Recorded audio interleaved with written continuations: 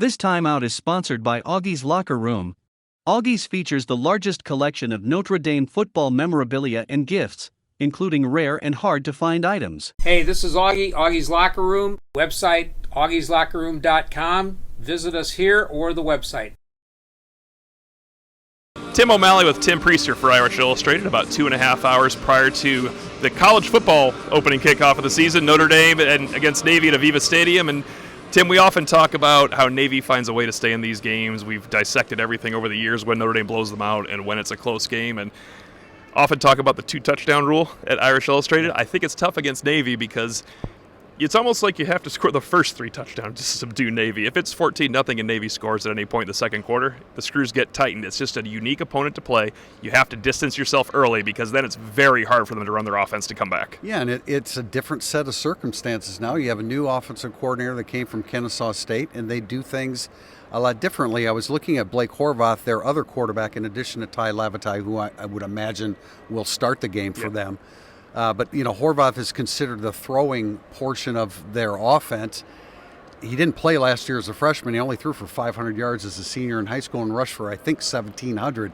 So he obviously has some mobilities, 6'2", 195, a lot larger than Lavatai. And you were talking about Kennesaw State and their style of offense, which is very unique and very different from what we're accustomed to here. I think it just affords the opportunity to pass more. Kennesaw State was in the top 5 nationally in the FCS. 6 of the last 8 years rushing. You can't throw that much when that's the situation, but it's a shotgun spread option that will probably be implemented along with the natural triple option for Navy.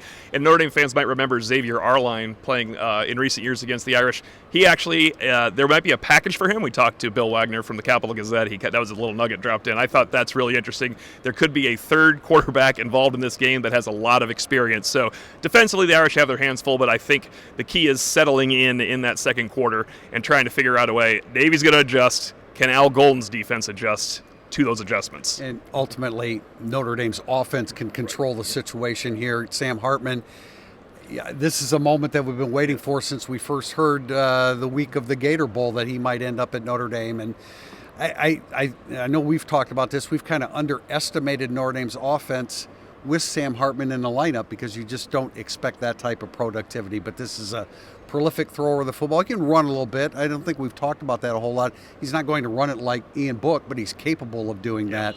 And ultimately, if Notre Dame's offense comes out and does what they did in the first half last year, we know that J.D. Bertrand's going to be on the field from the outset. That'll make a big difference, not just him, but Jack Kaiser in the role that they want him to play. And it's a veteran defensive front. Guys that I worry about, Jason Anya, like that, a guy like him, he's going to have a bigger impact down the road than he is in this game. We'll see more Notre Dame's defensive depth next week and moving forward. But you want those veteran defensive players on the field to handle whatever Kennesaw State or Navy or whoever they are throws at them. Well, I think it's worth noting you mentioned Notre Dame's offense because when Notre Dame beats Navy handily, they score at least 40 points. Last year, only 35 points. It was all in the first half. Navy, they still probably shouldn't have been that close, but it got to within 35-32. If you just look back at Notre Dame's wins, 11, 12, 13, 15, 18, 19, 21, they are scoring 40 points at least in those games. If you don't, it plays into Navy's hands. Notre Dame's had a couple close losses to Navy. They didn't get past 24 points. They had a close win. They only scored 24 points. That's the game Navy needs, and that's why I think it can be hard to separate if your offense isn't humming. But we talked so much about Sam Hartman and how he will beat zero pressure and the blitz packages. Navy, I don't think, is going to do that all game long. They're going to have to mix it up more against Notre Dame. They identified a weakness, and they exploited it last year. That should not be a weakness for Notre Dame the entire game this time. No, it shouldn't be, but you do have 2 new starting guards in Rocco Spindler and Pat Coogan, and we happen to run into Mark Spindler, Rocco Spindler's father, and, Rocco's very excited about this opportunity, but those guys are really going to be challenged. You got to get Audric Estime rolling early on. You have the veteran tackles. Really interested to see how those 2 young guards play. And then Tobias Merriweather, we expect him to make his starting debut for Notre Dame. I suspect we're going to see a deep ball to Tobias Merriweather very soon in this game to get him relaxed, untracked, and get the offense rolling. There's a little too much math involved to try to figure out the new clock rules and how it might affect a Notre Dame Navy game over the course of 4 quarters. But you spoke with the college referee, and outside of the odd triple option how Navy plays, there is a certain formula he thinks how it will affect the game over 4 quarters over the course of the season, how the game is shortened just a little bit with the running clock. Yeah, now with Navy, that's a little different animal. We didn't really project about when you're playing Navy in a game like this, but it is projected at 2 plays per quarter, 7 or 8 over the course of a game. That is not substantial.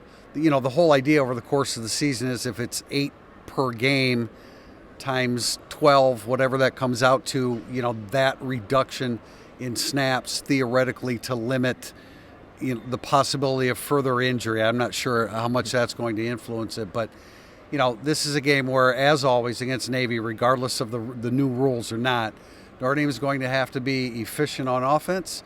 They can't have 3 and outs. Scoring early, like they did last year with 2 touchdowns in the first quarter, would be key. It's interesting that we have to be efficient offensively and defensively. Last year, Notre Dame won by 3 points while blocking a punt and recovering 2 Navy onside kicks, including 1 surprise. Obviously, Navy's going to bring something in the third phase of the game, too. This is Marty Biagi's first game coaching that unit.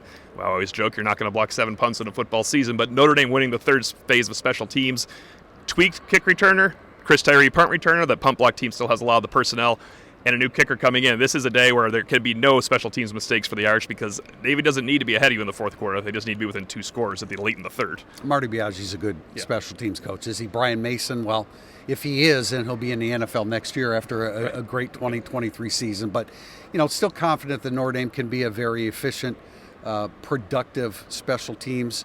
Spencer Schrader's a good kicker. I think we suspect that Bryke McPherson will be a little bit certainly more inconsistent than the great John Stott was, but he does have a big leg, and we expect him to click a couple, and that that will help once again if you get field position and make Navy go the length of the field. We'll be back after the college football season kickoff. John Bryce will join us post-game. I'm Tim O'Malley. This is Tim Priester, and you're watching Irish Illustrated Instant Analysis.